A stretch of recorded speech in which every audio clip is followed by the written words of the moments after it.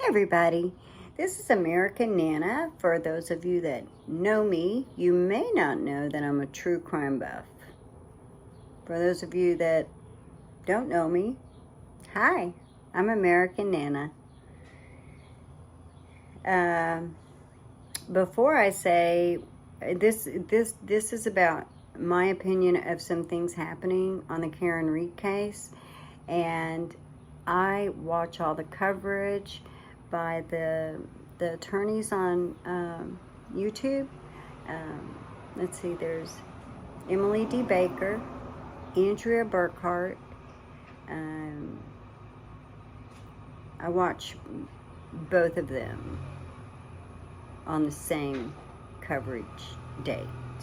I'm just not sure which order I watch them. I also watch Lawyer You Know in his recaps, and Ian, Runkle of the Bailey, he's absolutely hysterical. He puts a funny twist on the circus that we see going on in the courts.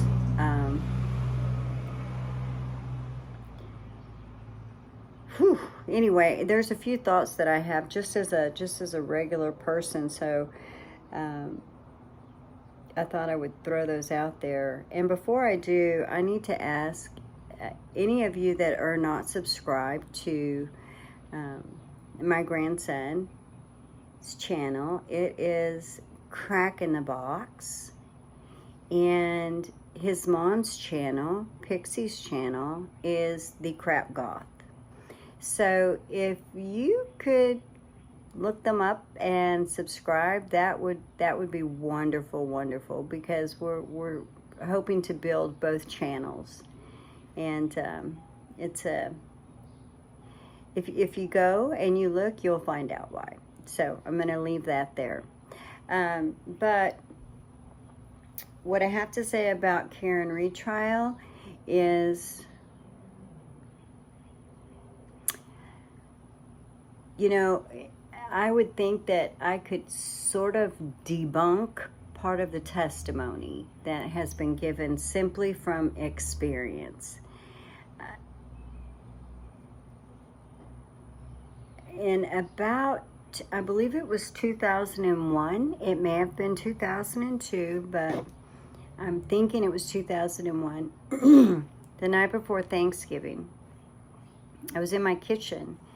I was awake, but I was cooking, and my kitchen was in the back portion of the house. I was listening to music, and I'm pretty deaf and had no hearing aids. So when I say that I heard something really horrific, couldn't describe it. I also think I heard a thud. I went running out my front door.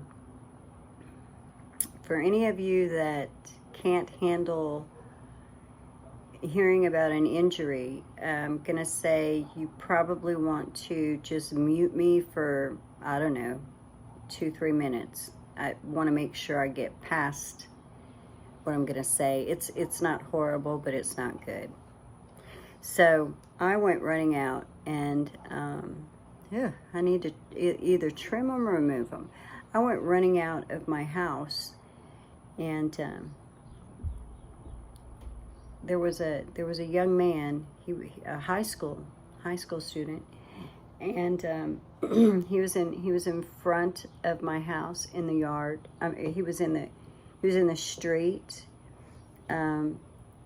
There had been a motorcycle accident. I can't remember if the car actually hit him or if he just lost control. I don't remember that, because it was a very traumatic event. He was laying in front of my house, but he was on the street, and so I ran out. My husband ran out because I ran out. And we didn't know what was going on, so of course he was gonna, protect me if need be.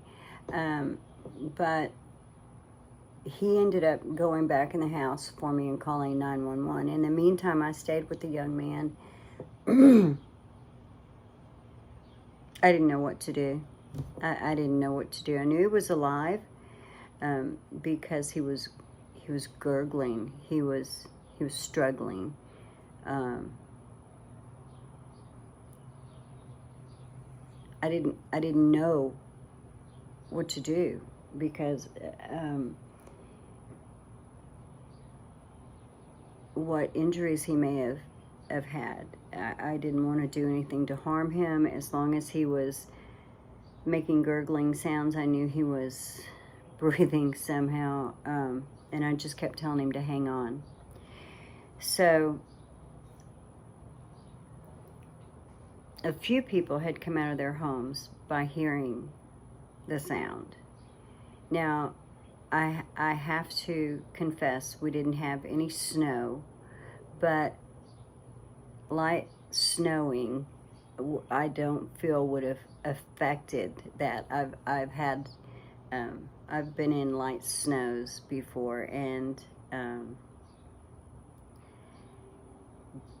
there's just no way I feel that you would have contact, a car coming in contact with a human being, and you wouldn't hear anything. But let's give them the benefit of the doubt of that one, okay? I'll give them the benefit of the doubt. I'll say they could be telling the truth. Now, I want you to know I personally feel that's a stretch, because personally I don't think they could tell the truth about anything. They don't even tell the truth about harassment, because it wasn't harassment that they were dealing with. It was scheduled times, people following the law to voice their opinion. But anyway, that's beside the point. So I'm trying to make this quick. So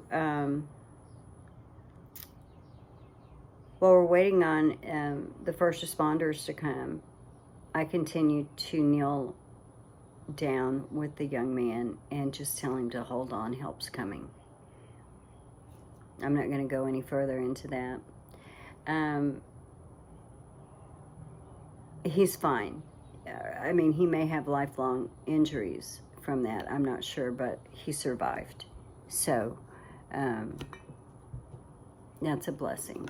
But what I wanted to say is that when the ambulance arrived, now I can't tell you if they had their siren on or not. I honestly don't remember. It was obviously in a neighborhood, so a residential area, very late at night, the night before Thanksgiving. A lot of people would be asleep because they get up early. A lot of people would be awake because they prep late and get a lot of stuff done. You know, just the normal things you do before Thanksgiving. So by the time the first responders arrived, their lights, they never turn off the lights. They keep going.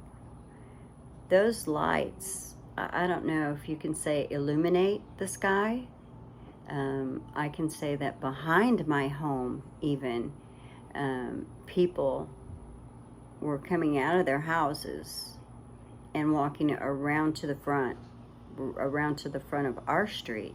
They were coming from another street to our street to see what was the commotion. The lights lit up the sky. I mean, and the dogs in the neighborhood, excuse me, were going absolutely crazy. So for two reasons, I'm going to say, I just don't buy that story. Any dog, I have a Pomeranian that would wake a deaf person because they're alerting to a problem. You know, if you know, you know. If you have dogs, you know what I'm talking about. So that right there, there's no way. There's just no way. But I can say from firsthand experience of being in my home and a tragic accident happening literally in front of my house,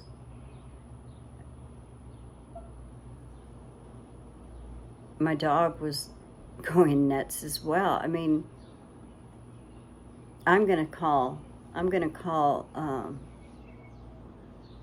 bullshit. That's the word. You know, what is it? There was a movie and there was a game and they called bullshit. So I'm just gonna say bullshit. There's no way. That's the most unbelievable lie I think is absolutely ridiculous that law enforcement would try to even pass on in any manner. It makes no sense. For any human being with a brain, it makes no sense. I'm never gonna forget that. I was traumatized for a very, very long time.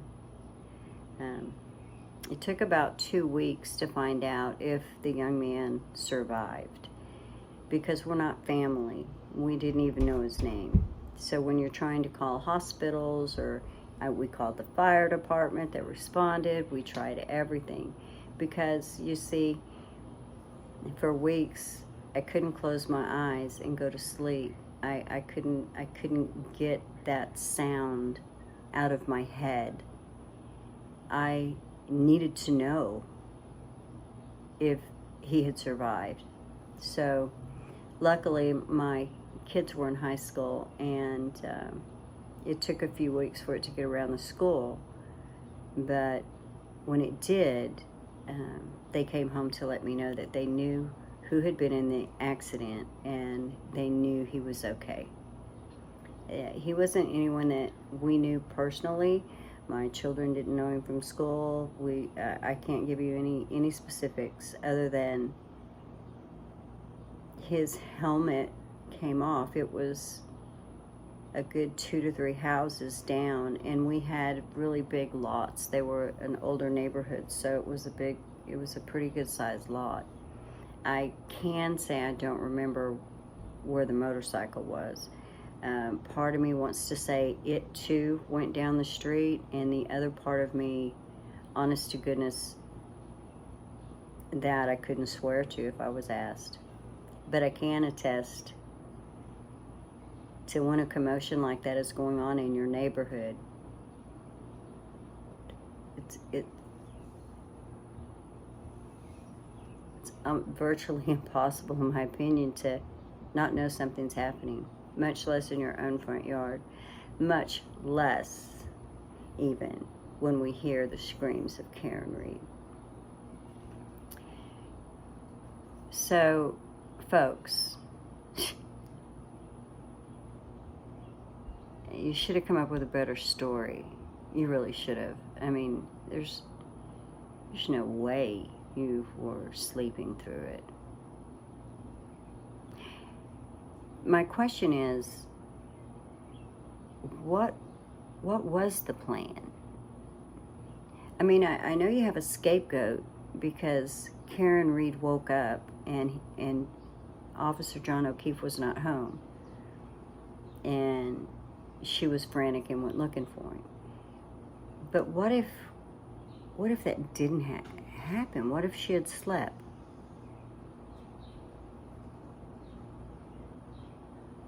What was your plan?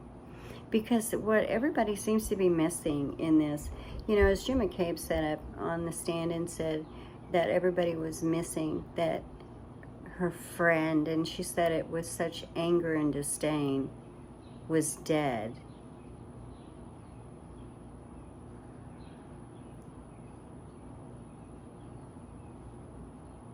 And the more that I know, for example, that Trooper Proctor, a disgusting, pathetic human being that has no right to wear a badge, definitely doesn't deserve any retirement. Heaven only knows how many people he screwed over. But once he spoke with Jenn McCabe and Matt McCabe and Bryan Albert, and they were all at the party. So when they told him their thoughts, it became the truth to them. That's what they went with. So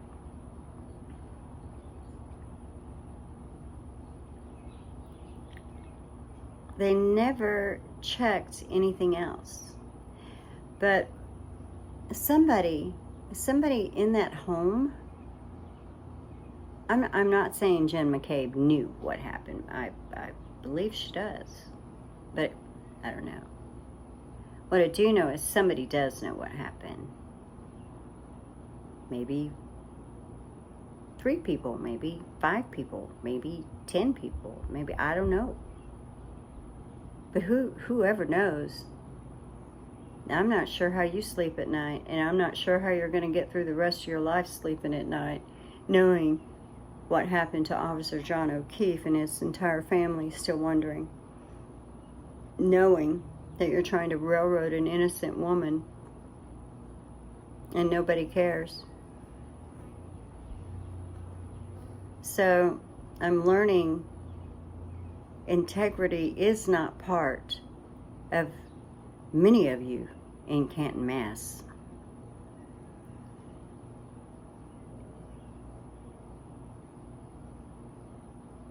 I'm going to stop now because that's really all I wanted to say, and I've been trying to say it for days, and I don't do videos well, and nobody may care. However,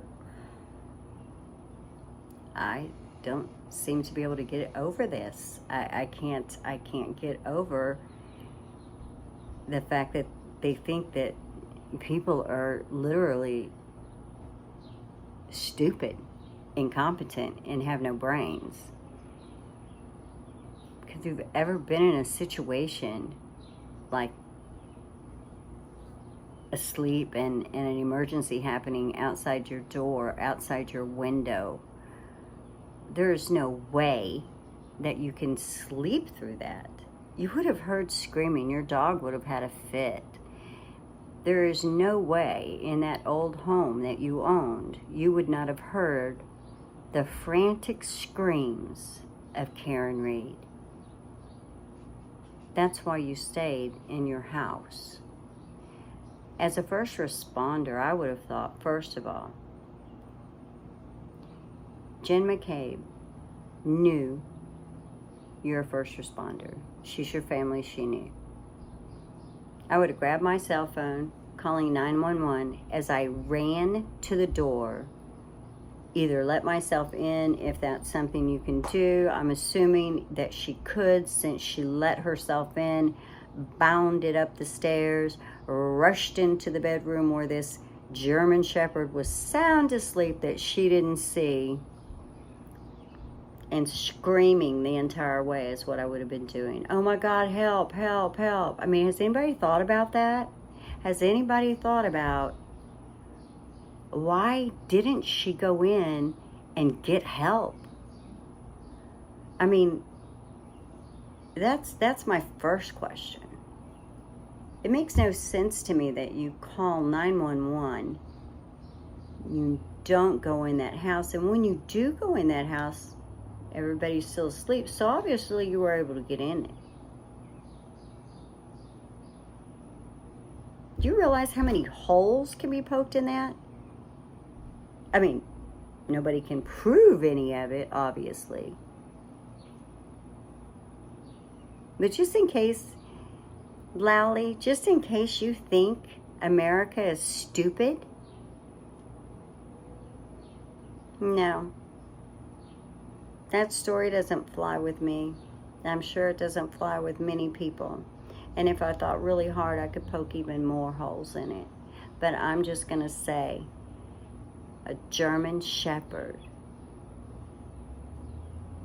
an accident, a person injured.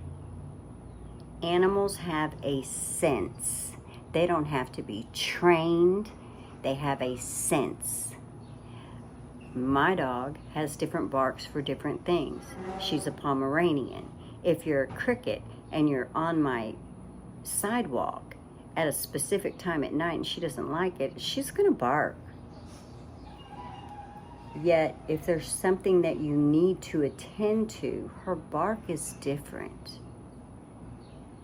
And it tells you that you need to pay attention. She's alerting you that there's something somewhere not right in her little domain, her territory. It's a dog's instinct. A dog's instinct. Do you understand what I'm saying? It's a dog's instinct.